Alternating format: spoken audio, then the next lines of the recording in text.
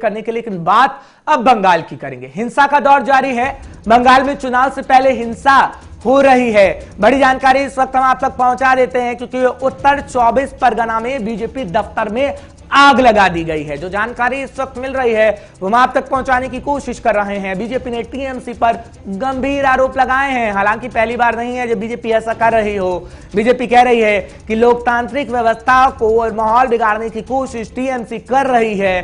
BJP को अपना काम नहीं करने दिया जा रहा। खैर, आप तस्वीरें आपके सामने हैं, यहां पर आग लगाई गई है, उसकी तस्वीरें हम आपको दिखा रहे हैं किस तरीके से बीजेपी दफ्तर में आग लगा दी गई है। ताजा तस्वीरें हमारे पास आई हैं, हम आप तक पहुंचाने की कोशिश कर रहे हैं, क्योंकि बंगाल के अंदर इस वक्त सियासत गर्म है, वार पलटवार है। लेकिन आगजनी की घटना बीजेपी के दफ्तर से हम आपको इस वक्त दिखा रहे हैं, जिस पर सियासत इस वक्त भी हो रही है और टीएमसी सीधे सीधे टीएमसी पर बीजेपी आरोप लगा रही है।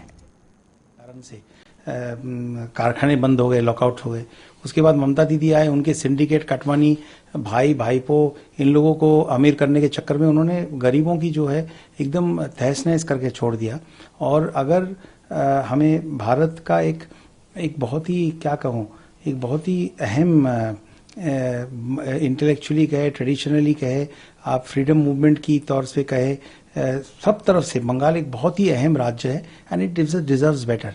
अगर माननीय प्रधानमंत्री जी के नेतृत्व में बंगाल में एक बीजेपी सरकार आएगी तो बंगाल को वो मिलेगी, वो मिल सकती है जो वो डिजर्व करती है। और ममता बनर्जी और बाकी सब, अगर आप साइड में भी बाकी सब चीज़ को थोड़ी देर के लिए अगर हम तर्क के लिए थोड़ा पास में भी रखें, कॉन्स्टिट्यूशन नहीं मानती है, हर तरीके से कॉन्स्टिट्यूशन की तौहीन करते हैं।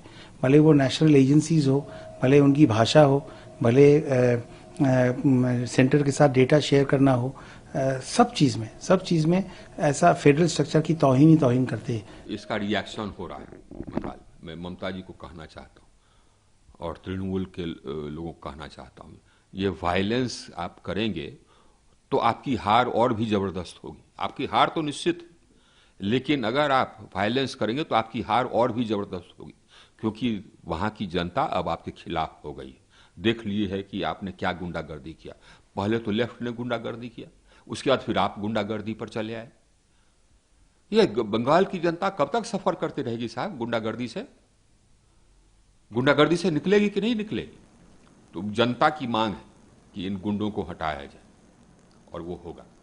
तो इसी पर और जानकारी के साथ निशांत राय हमारे साथ न्यूज रूम से सीधा लाइव जुड़ रहे हैं। तमाम जानकारी वो आप तक पहुंचाएंगे। निशांत, जानकारी दीजिएगा। बंगाल के अंदर हिंसा है, वार पलटवार है, लेकिन आगे आने वाले चुनाव में इसका कितना असर देखने को मिलेगा? क्योंकि लोकतांत्रिक व्यवस्था कौन बिगाड़ रहा है, ये आप बताइए जरा। क्योंकि वार पलटवार हो रहा है, टीएमसी कह रही है बीजेपी, तो बीजेपी कह रही है टीएमसी लोकतांत्रिक व्यवस्था को बिगाड़ने का काम कर रही है।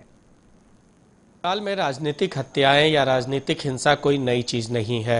1967 से जब से नक्सलवाड़ी आंदोलन शुरू हुआ है और तब से लेकर आज 2020 तक हम पहुंचे हैं, लगातार राजनीतिक कार्यकर्ताओं की हत्याएं एक आम सी बात हो गई है। जब एक समय बंगाल में कांग्रेस का शासन हुआ करता था, तब कांग्रेस पे इसी तरीके के आरोप लगते थे। फिर उसके बाद लेफ्ट पार्टी का लगभग 25 साल राज रहा। लेफ्ट पार्टी 25 साल से ज्यादा राज रहा लेफ्ट पार्टी। बिल्कुल निशांत, आएंगे आपके पास दोबारा, लेकिन वो तस्वीरें हम आपको अपने दर्शकों को पहुंचा देते हैं, क्योंकि तस्वीर दिखाना जरूरी है। जिस तरीके से निशांत कह रहे हैं कि ये पहली तस्वीर नहीं है। बंगाल के अंदर समय समय पर चुनावों के दौरान ऐसी तस्वीर देखते हैं, हम रहते हैं, आपको भी दिखाते रहते हैं, खबरों से अपडेट करते हैं, क्योंकि बंगाल के अंदर इस वक्त हिंसा है, बीजेपी के दफ्तर में आग लगा दी गई है, वो तस्वीरें हैं। लेकिन जब हम बात कर रहे हैं केंद्रीय गृह मंत्री अमित शाह की, तो वो भी बंगाल के दौरे पर पहुंचे थे। वहां से ममता सरकार पर सीधे निशाना साधा गया था। निशांत राय एक बार फिर जुड़ रहे हैं। निशांत, अपनी बात को पूरा करिएगा। देखिए, जब बंगाल में लेफ्ट पार्टीज थी तब टीएमसी के कार्यकर्ताओं की हत्या की खबरें लगातार सामने आती रही, और जब टीएमसी सत्ता में है तो अब बीजेपी के कार्यकर्ताओं की हत्याएं सामने आती रही हैं। यानी कि बंगाल में राजनीतिक रूप से खूनी संघर्ष कोई नई बात नहीं है। लेकिन ममता बनर्जी ने जब सत्ता पाई थी तो इसी को हथियार बनाया था। उनका सीधे तौर पर कहना था कि जो वामपंथी दल बंगाल में शासन कर रहे हैं वो कॉन्स्टिट्यूशनल काम नहीं करते हैं और गुंडागर्दी से सत्ता चला रहे हैं। अब ममता बनर्जी भी उसी काम को करते हुए नजर आ रही हैं, जिसमें सबसे बड़ा फायदा अभी बीजेपी को होते हुए दिख रहा है। बीजेपी बंगाल में जिस तरीके से उसने लोकसभा चुनाव में 40% से ज्यादा वोट हासिल किए, तो एक तरीके से उसका कॉन्फिडेंस काफी बड़ा हुआ है और बंगाल में लगातार बीजेपी कार्यकर्ताओं की जो हत्या हो रही है, बीजेपी ने एक दिन पहले ही बंद बुलाया था एक कार्यकर्ता की हत्या को लेकर, और अब बीजेपी के दफ्तर को जला दिया जाता है।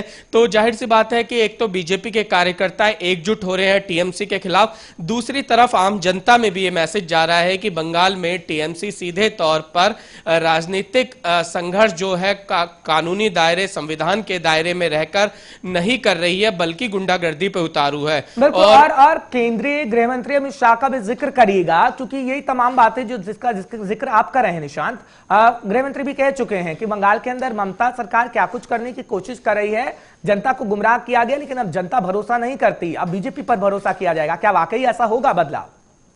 देखिए, बिल्कुल इसके लिए बीजेपी ने अपना एक पूरा प्लान और एक पूरा खाका तैयार किया है। अमूमन किसी भी प्रदेश का एक प्रभारी नियुक्त किया जाता है चुनाव से पहले, लेकिन बंगाल में स्थिति दूसरी है। बंगाल में राष्ट्रीय उपाध्यक्ष दुष्यंत कुमार गौतम को भेजा गया है एक जोन का प्रभारी बना के। इसके अलावा बीजेपी के जितने राष्ट्रीय सचिव हैं, चाहे विनोद सोनकर की बात कर ली जाए, हरीश द्विवेदी की बात कर ली जाए, या विनोद तावड़े की बात कर ली जाए, ये तमाम जो राष्ट्रीय सचिव है उनको अलग अलग जोन में रखा गया है, ताकि बंगाल में बीजेपी की सियासी भूमि कितनी मजबूत हो पाए वो इस पर नजर रखे। और इन्हीं सभी को 30 तारीख तक की डेडलाइन दी गई है कि 30 तारीख को ये अपनी एक रिपोर्ट बनाकर गृह मंत्री अमित शाह के सामने पेश करें कि बंगाल में बीजेपी किस तरीके से चुनाव लड़ेगी। तो जाहिर सी बात है कि बीजेपी की ओर से कोई भी कसर नहीं छोड़ी जा रही है बंगाल में चुनाव को लेकर।